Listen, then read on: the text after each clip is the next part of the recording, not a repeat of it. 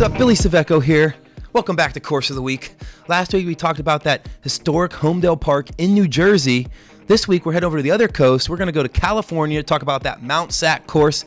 Thousands of people run that every single year, and we're lucky we get to catch up with, one of the best programs to ever run the course. That's right, Coach Doug Souls, Great Oak High School, aka Temecula, if you're talking NXN.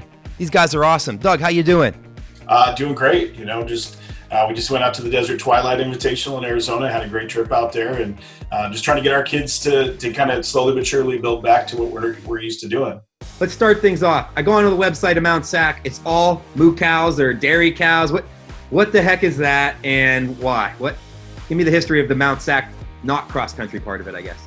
Yeah, I think when they first started doing that, they had the cross-country course, and it was all cow pasture out there. So, people would go out and you'd be racing, there'd be cows out there. And so eventually they kind of moved outside and around the course. And so in the early years, when I first started coaching in 2000, you'd go out there and race and you would hear the cows would still be out there mooing. And it's pretty much all houses now, but back in the day, it was definitely cow pasture.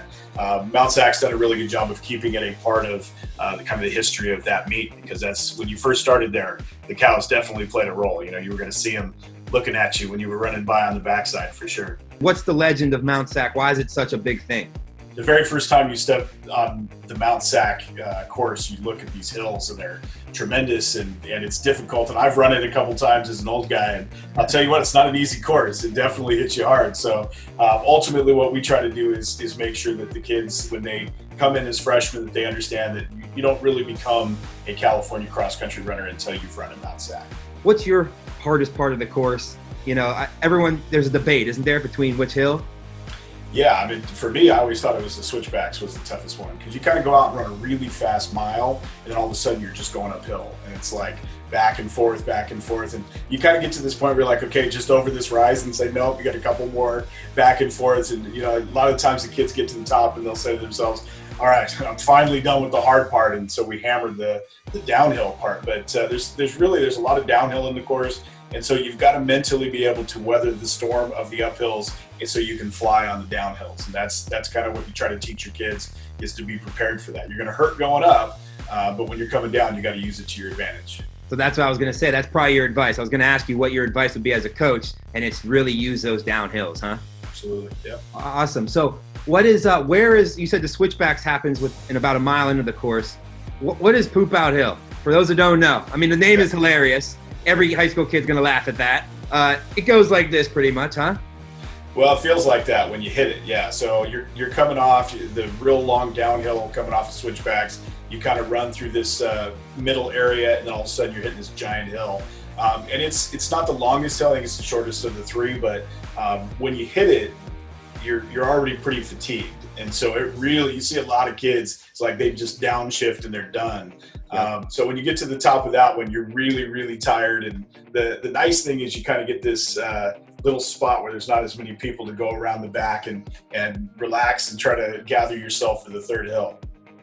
Awesome. Yeah. No, I love the name. I've been there a couple of times. We ran it. And yeah, that was tough for me just because not knowing anything, I was like, what in the blazes is this? Like, it was like hits you right at a weird time, and you don't know how steep it is, but it's steep but quick. But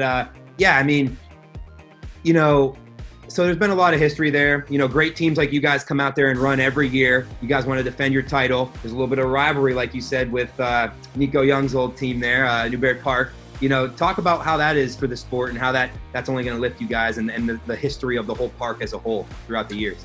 Yeah, we've had a lot of success there, and there's some great teams coming up like Newberry Park that we're excited to face in the future. And they just moved back our CIF championships back to Mount Sac. So that's going to, I think, bring more people back to the Mount Sac Cross Country Invitational. It's just going to get more and more competitive. So it's kind of the place where you get all of the Division 2, 3, 4, and 5 teams that are superstar teams to jump in against Division 1.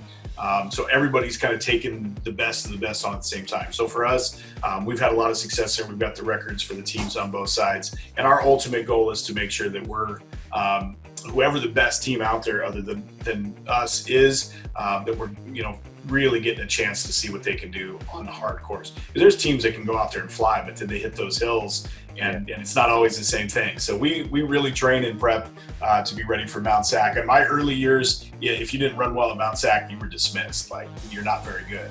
So I was like, okay, we need to master Mount Sac. And so we spent a lot of time really focusing on our strength, on our hill running, really focusing on being able to come off those hills, not being exhausted, but ready for the next one.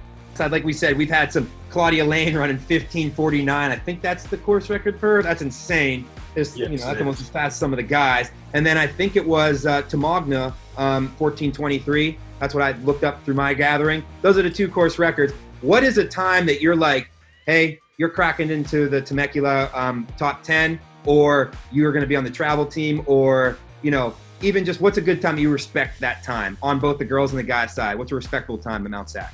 Typically for the girls, anything under 18 minutes is going to give you a chance of being on our varsity. So we're really looking at least 5 or 6 girls trying to go under 18 every single year. Doesn't always happen, but that's kind of the expectation. On the boys' side, you're looking at probably 15-20. Anybody that's going, so that's what makes Claudia Lane's time so absolutely insane. Yeah, but 15-20 and under on the boys' side, and you're going to be probably in your team's top 7 for sure, and even in ours. So you got to be pretty competitive with that. There's been a little bit of construction changes, but the times have run pretty much the same. So it'll be interesting now that Mount Sac's kind of wrapping up their construction, how beautiful the course and the stadium and all that stuff's going to look. Anything else you have to say about Mount Sac? Well, I mean, Mount Sac to me is kind of, if you can master that, then you can be successful in California. So I think it is typically considered the most difficult invitational course in California. And so for us, we're always trying to build a team that can run fast their championship season-wise. If you can't own Mount Sac, you can't make it to state, and if you can't make it to state, you can't make it to NXN. So it's kind of that first piece of the puzzle. We've been at Riverside recently, but now that it's back at CIF's back at Mount Sac, I think you're going to see the importance and the history of Mount Sac revive quite a bit. Even though they were down with that construction, I think over the next few years, Mount Sac's going to rise again. NXV, you think would anyone choose to run that course for NXV? You know what? If you do, you're going to struggle to run a PR on it for sure, because it's a difficult one. I don't know that I'd want to do that coming out of a quarantine. But it's a fun course, and I think that's why our kids really look forward to running it, because it's challenging. You get some kids like Sarah Baxter that can go out there and make it look easy, but for the most part, for most kids, it's one of the toughest things they're going to face. That's the beauty of it, though. That's the beauty of it. Like you said, you run fast there, you can run fast anywhere. All right. Well, hey, thank you very much, Coach. I appreciate your insight, your knowledge, and your team success. It's amazing.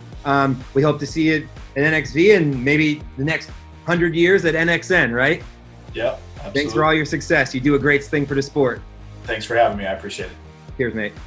So that's it for this week's Course of the Week. Thank you so much, Coach Doug Souls.